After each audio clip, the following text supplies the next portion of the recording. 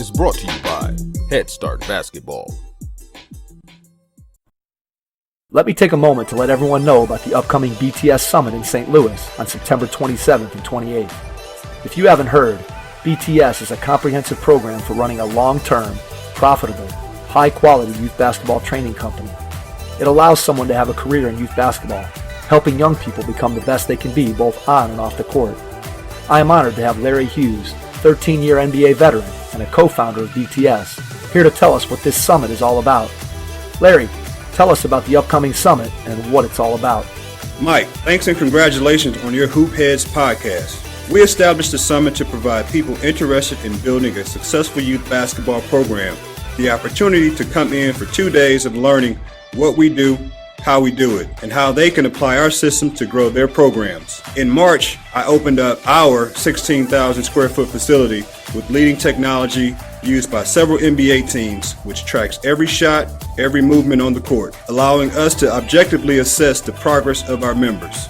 People who join the summit will get a chance to use the technology and learn how we integrate it into our programs. We will have David Martin, recently head analytics of the 76ers, speak about direction of technology in basketball. We will also have presentations and workshops on how to effectively build back office systems to create memorable experiences for members and build long-term value in the business. We want to empower the attendees to take their basketball organizations to the next level.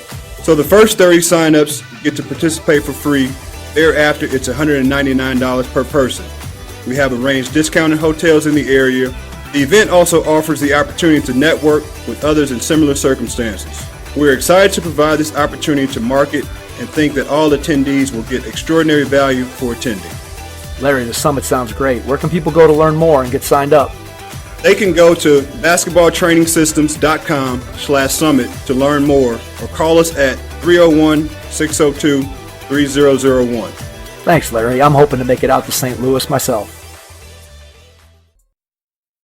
In the fourth grade, I was so in love with the game. I didn't know the vehicle would be coaching, but I just never, ever wanted to be without the game. Mike Dunlap is entering his 6th season as the men's head basketball coach at his alma mater, Loyola Marymount University in Los Angeles, California. Known for his player development and on-the-floor coaching, Dunlap was previously the head coach of the Charlotte Bobcats for the 2012-2013 season, becoming the first coach in NBA history to win 3 times as many games as the year before. He also spent time as an assistant coach with the Denver Nuggets and served as a top assistant at Arizona, Oregon, and St. John's. Prior to his work as an assistant coach, he spent 9 seasons as the head coach at Metro State, leading his teams to national titles in 2000 and 2002, while earning NABC Division II Coach of the Year honors in both of those seasons. Coach Dunlap, whose teams went to the NCAA Tournament in each of his 9 seasons, posted an overall record of 248-50, winning 5 Rocky Mountain Athletic Conference titles. Dunlap's previous head coaching experience also includes 3 seasons with the Adelaide 36ers in Australia's National Basketball League and 5 seasons at California Lutheran University. From 1994 to 1997, he led the 36ers to a 59-33 record and 3 straight appearances in the NBL Final Four, including advancing to the grand final game in 1995. His college coaching experience also includes 5 seasons as an assistant at Loyola Marymount from 1980 to 1985, 1 season at the University of Iowa 85-86, and 3 seasons at the University of Southern California from 1986 to 1989. Coach Dunlap is known as one of the great minds in the game who elevates every player and team that he comes into contact with. Make sure you check out our website, hoopheadspod.com, where you can find and listen to every episode in our archive. After you're done with this episode or one of your other favorites, please head over to your preferred podcast app and leave us a 5-star rating and review. Those reviews help others in the basketball community find our show. Tell a friend about us, and if you haven't already, please subscribe to the Hoopheads podcast so you never miss an episode. The pod is available on iTunes, Spotify, Stitcher, SoundCloud, Google Play, and YouTube. Open up your notebook and have your pen ready so you can take some notes as you listen to this episode with Coach Mike Dunlap from Loyola Marymount University in Los Angeles, California. Hello and welcome to the Hoopheads podcast. It's Mike Linsing here with my co-host Jason Sunkel. And tonight we are pleased to welcome to the podcast from Loyola Marymount University, Coach Mike Dunlap. Mike, welcome to the podcast. Thanks, fellas, for having me on. Absolutely. We are thrilled to have you on the show tonight, get a chance to dig into all the great things that you've been able to do in the game of basketball. I want to start out by going back in time and thinking about when you were a kid and how you got involved in the game of basketball. What made you fall in love with it? I just think that I lived in Fairbanks, Alaska, so indoors, great coaches all the way when we were tiny. It gave us something to do, and so I jumped in on that and fell in love from the moment I grabbed the ball to this point. So it's never changed, but I was lucky because I had really good coaches at a young age. So how did you find, was indoor gym space tough to come by in Fairbanks, or did you find yourself having to shovel the snow as we would typically think of somebody? Yeah. No, the education up there was number one. So tax dollars, oil money, all of that stuff went into facilities. So we had really good facilities all the way through, and we had a really good basketball program in high school that all of the elementary school kids that played basketball aspired to be. And the guy who was running the program at Lathrop High School was a guy named Clara Markey, and he had coached Elgin Baylor at Seattle U, and he had played there. So all that means is he had a real clue. And we used to go to those games as kids, and it was a big, big deal. You'd get about 2,000 to 3,000 people because there wasn't much else to do. And so it was kind of like Friday Night Lights in Fairbanks, Alaska. Did you find that the community support that you had there when you were in high school, as you go out now and you're recruiting and you go to high school games and you see kids playing, do you see that same type of involvement in the community as a general rule? Or do you think in high school basketball that there's less support just because of the way society is now? There's so many more things for, let's say, other students to do, and people just don't go out and go to games as much as they used to. Well, I do think it's a regional question or answer that, if you go to Texas or you go to Iowa, or it depends on where you're going, I think around the big cities, you see the disbursement on all those things that kids and parents would rather do than go to a basketball game. But if you were going to move into the heartland and you're recruiting, you're going into pack houses still, and it reminds you of what we were talking about. So it just depends on where you're flying into. Understood. So it's still there. The backbone is still there. When you were a high school player, talk about when you started to think that maybe you would have an opportunity to play beyond your high school years. At what point did you start looking and saying, hey, I want to be able to continue to play, and I think I'm going to have an opportunity to do that? When did you come to that realization? I don't know that I ever came to the realization like that. I think I played scared the whole time that I wanted to play beyond high school, but you didn't know. There were no recruiting services. There was, no phones like that, and iPhones or anything like that. You were in a different age completely, so you just didn't know. And I had exposure, though. I got an award when I was 14, and John Wooden came up, and they had a quarterback club. The irony of that is, a quarterback club, and it was a basketball award, but I stood up. John Wooden spoke at this banquet. They flew him up, and he handed me a trophy. And I think that was the beginning of my dad explaining who John Wooden was. I mean, at 14, you don't know. He didn't have all the championships yet, but he was, the best of the best. And something within me triggered when my dad explained who John Wooden was. And then I was able to go down to Coach Wooden's camp. And so I was going to a camp on Woodby Island, and it was run by Ed Pebble, but it was Lenny Wilkins' basketball camp. And he was coupled with a guy named Bob Hubriggs, he and George Mikan were the two that brought the hook to the NBA. And so anyway, this circuitous route down to Pepperdine, where Wooden had his camp, and then it moved over to Cal-Lu.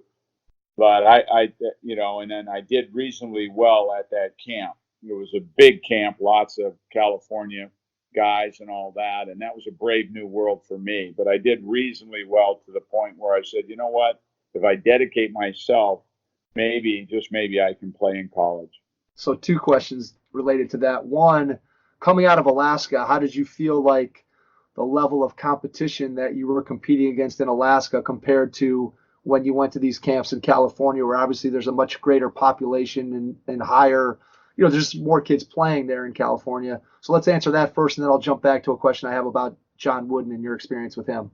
Well, number one is I had good coaching all the way up from grade school all the way to junior high. By this time I was in junior high, and two things happened.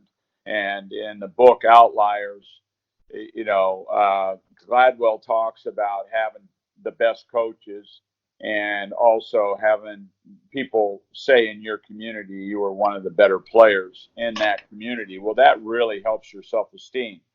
So then my first camp that I went to in conjunction with Wooden's was Snow Valley basketball camp, and I went the year before, and that was at Westmont. And that was considered the best basketball camp west of the Mississippi. There was Bill Foster's camp in the Poconos. So I'm not going to bore anybody any more than that. Five Star wasn't up and running at that point in a big way. So I did reasonably well again at that Snow Valley basketball camp. That was a tribute to really good coaching in the community I came from. And I was quick. So I was able to have a little bit of physical talent where I could go buy guys, and then I was a distributor.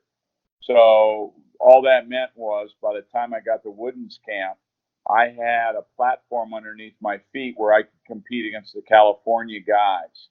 By no means was I the best player at that camp. I'm not even going to intimate that, but I could go along to get along, and I could compete. So when I came back from those camps into my own community, it propelled me to being one of the better players in the state. And, when people are telling you that all the time, whether you are or not, it really, really helps you. And that's what Gladwell talked about, where all the Canadians, their birthdays were such that these guys were 1 year older than most that were playing because their birthdays fell on a certain date. So that gave them one extra year. And I would suggest that self-fulfilling prophecy, when you have people telling you all the time that you're pretty good at something, it really helps you be good at that, whatever that endeavor is. Yeah, that type of psychological impact that those things have, and then obviously the physiological impact of being a year older than the kids that you're competing against, like you described in Gladwell's book. I mean, I think that's something that when you read that for the first time, if you haven't thought about it and then you hear it for the first time, it's kind of amazing that really can have as big of an outsized impact as it did when you look at those hockey players in Canada, the fact that they were able to do that. Head Start Basketball's cutthroat game building program debuts on Tuesday nights in September. Players in grades 5 through 10, both boys and girls, you won't want to miss this one. Registration is open now at www.headstartbasketball.com. Let's jump back to your impressions of John Wooden when he came to your community, and then also when you went down and got to his camp. Obviously, when you first had him come, you weren't that familiar with him. So what takeaways, or do you remember anything specific about meeting him for the first time or kind of seeing his coaching style or anything that you remember from back in that time?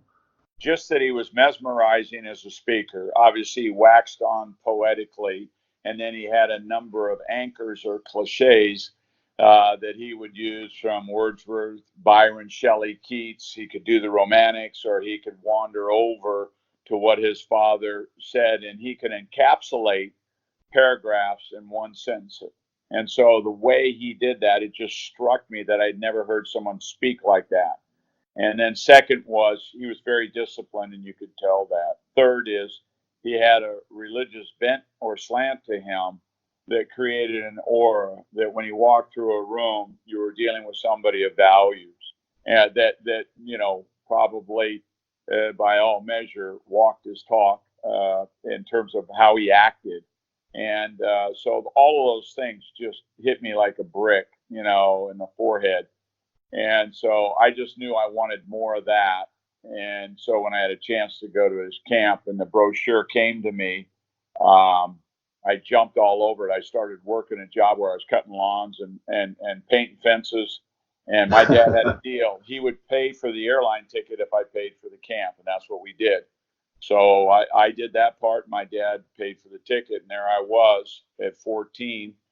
And, I got a picture of next to Wooden and an award at the camp.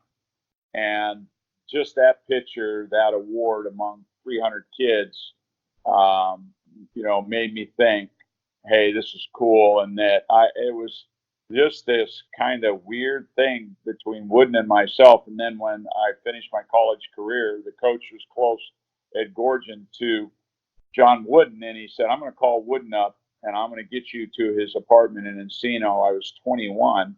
So he put me on the phone with Wooden and he said, come on to my place. It was only a 40-minute drive from LMU. So I drove down there a number of times and literally sat in his living room and took notes on how to be a coach and those guidelines that he believed in. And it started a relationship that was much deeper. He says, oh, I remember you when you were 14. Oh, I remember you when you were at my camp. And anybody that came in contact with Coach knew that he had an incredible memory. So it wasn't just this bluster. And so he was one of my guides, as he was for many. But anyway, that helped a lot. And then by going to Snow Valley, I met as an instructor at 21. I met Pete Newell's son, Junior. And then that linked me into Pete Newell, who went to LMU, but it was Loyola back in the early 50s. And so I linked in with the Newell family. So here I was, on either side of me was Newell and Wooden. Who knew? Right, yeah. Right. Absolutely. And then I ended up working for George Raveling, who, in my opinion, put the polish on everything because he was ahead of his time. Speakers Bureau, he put the book out on rebounding. He was a deflection chart guy. He was a guy that was way ahead of his time in the business of being professional. And what he did for my career was he brought in George Allen. He brought in Vic Bubas. He brought in Stu Inman, all of these famous people. And they would spend 2 to 3 days on our staff as guest speakers and then hone us, his big staff at Iowa and then USC, where Xerox, he'd send us to a 2-day salesmanship thing where we would go to Xerox and learn how to talk on the phone to recruits and what you were looking for and how to close on a deal. I didn't know any of that. So I got really lucky all the way through to be surrounded by people that showed me. And then a very famous high school coach in this area named Ed Gorgon, who was a tremendous coach and ran a great practice. He was the one who said, here's your template for running a good practice. So, and then that led me to an introduction with Tim Gergovich, who is considered the best assistant that ever lived in the NBA. That's not even arguable at this stage. And I was lucky enough to be under his guidance as well. So I had all these guys, and then George Karl. I worked for George Karl. That was crazy. I mean, So I mean, it just goes on. And then, to polish it off, I worked for Ernie Ken. I worked for Steve Lavin. And so I just had a compilation of really good coaches that had these prominent strengths at what they did. And I just kept throwing all their stuff in my bag. I was a consummate thief of all this stuff. I think the best of us are, right? I think if you're a coach today, you're looking for things that you can steal, borrow, beg from to be able to use and incorporate into whatever it is that you do. When you were still playing, did you realize early on that coaching was going to be where you wanted to end up? And then after you answer that, just maybe talk to some of the younger coaches out there who might be listening about the importance of relationships and building relationships within the coaching profession and what those relationships can do for them. You've kind of described how they did for you, but talk a little bit about, did you always want to be a coach, or do you think it was all these guys that you just were able to come in contact with who were some of the giants of the coaching profession? Do you think you would have come to coaching on your own, or would you think it was the influence of some of those guys that you were able to be lucky enough to be in contact with? Number one is in the fourth grade, I was so in love with the game. I didn't know the vehicle would be coaching, but I just never ever wanted to be without the game. And then then I recognized that someday that's what I wanted to do. I can't, say when it was, but I knew in the fourth grade that I just never wanted to be without the game. And so that's happened through the vehicle of coaching. Second, to answer your question, it's both. And then once I got around these people, they were funny, they were highly intelligent, and they were servant related. They were purists in the game. Wooden, Newell, Gorgon, Raveling, Carl, they were servants of the game. And I watched them, help other people grow and live their dream and educate, in various forms. Coaches wear many different hats, and I had the best of the best role models. And I was from a town of 30,000 up in the northernmost reaches of the world in Fairbanks, Alaska. And so every day basically was absolute wonderment of like, how did I get here? And I just took advantage of it. I would tell every head, or young guy, there is the internet now. We had no access like they have to all of the greats. You can do serious damage on the internet and access information, but it's not near as important as getting out and watching a guy coach, whether it's Stan Van Gundy, whether it's Buzz Williams, whether it is Billy Donovan. You have the ability, if you can pick up a phone and dial it, or now just use your cell phone, you can call any of those guys, and if you're determined, you can go watch them, do your own field study, write notes. And it's not the information you want, like you guys pointed to, it's the relationship you want. And they'll get a lot of first timers in their gym that'll come, take, and go. And I would tell all the young coaches, you go back 3 or 4 times and you won't see whomever you're sitting next to taking notes that third or fourth time. You'll outwill them. And that's where the relationship starts with the guys that are a bit grizzled in this game that know it, because they want to see a guy who's consistently not there just to take the information, but wants to, walk inside their headspace and get to know them as people. And it's the responsibility of the young guy to do that with the old guy, not the other way around. And they got to get up and go, get up out of your chair and put yourself in front of as many people and great coaches as you can.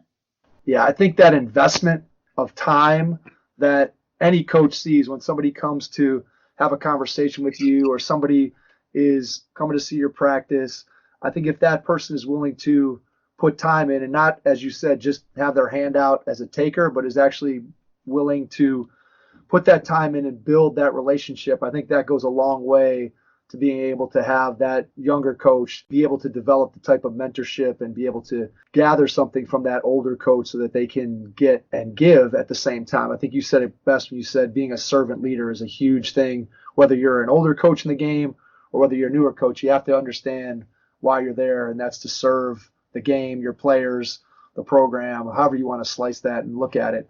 When you were having the opportunity to talk to all these great coaches, do you remember what your process was for internalizing the information that you were gathering from them? So did you have a journal, a notebook? Did you commit it to memory? How did you go about, as you were having these conversations with the coaches that you got to work with and spend time with? Like when you went down and spoke to Coach Wooden at his house, did you take a notebook with you, or did you furiously scribble it down after you got home? How did you go about collecting all that information? By that time, whether it was Ed Gorgon and George Raveling, as you never walked into a room without a yellow pad in those days. Then it became a Franklin planner.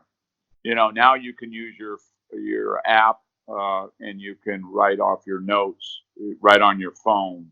It's in your pocket. It's easy to do. So it's evolved. But one of the things I remember reading a story and actually accessing an interview where Peter Uberoth had all those baseball commissioners and and people that were affiliated with the Olympics, and he became the guy who made the first dollar that turned a profit in LA off the Olympics. But the major point was is he scolded all these owners that came in when he became the commissioner of baseball, And he said, I can't believe you guys that are millionaires in those days, there were no billionaires at that time.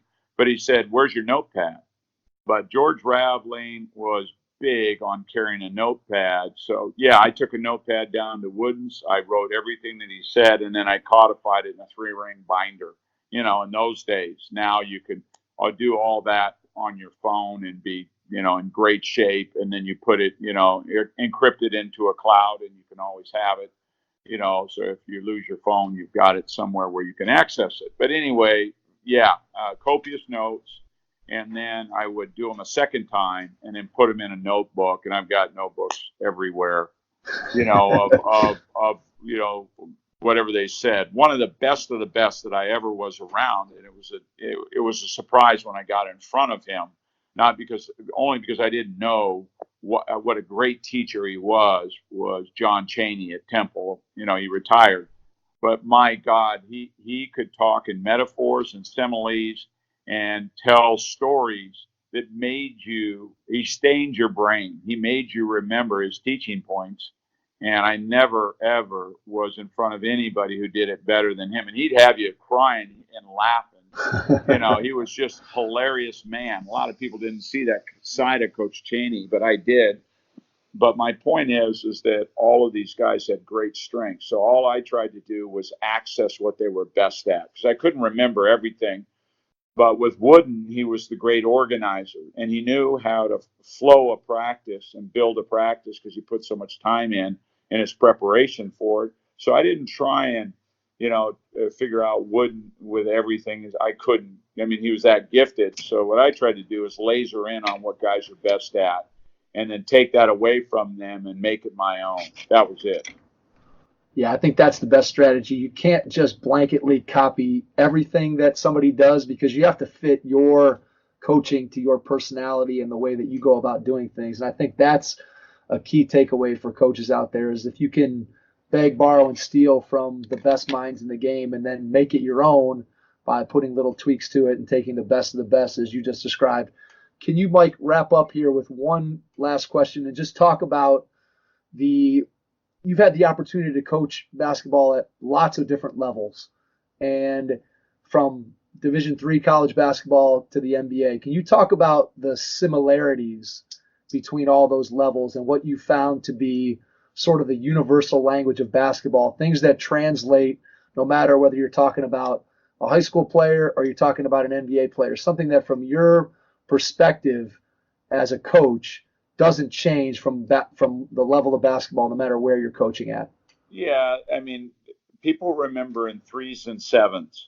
So, that's the Holy Trinity. It goes on and on. So my point is methodology. It's really important, in this time of information and too much information, you've got to be able to filter. And a lot of people chase plays and drills, and I get that. But really, the ones that are at the highest level, the 1%ers, have a certain way of teaching. And so number one for me would be the ability to take the complicated and articulate it and simplify it. And whether it was Bill Walsh finding the winning edge, or whether you transition over to someone like Malcolm Gladwell, who could take vast amounts of information and then boil them down to common denominators. And I found that the great coaches are able to simplify and go. When you watch a Jeff Van Gundy do a practice, the thing that is stunning, or Hubie Brown, is that how quickly they can get a group to go in one direction. The buy-in would be number two, is that you're selling something, a system, a way of doing something. And so you have to have the capacity to sell. Number three is that truth. The NBA player will sniff you out in a second if they don't think you're authentic and you're there for the wrong reason.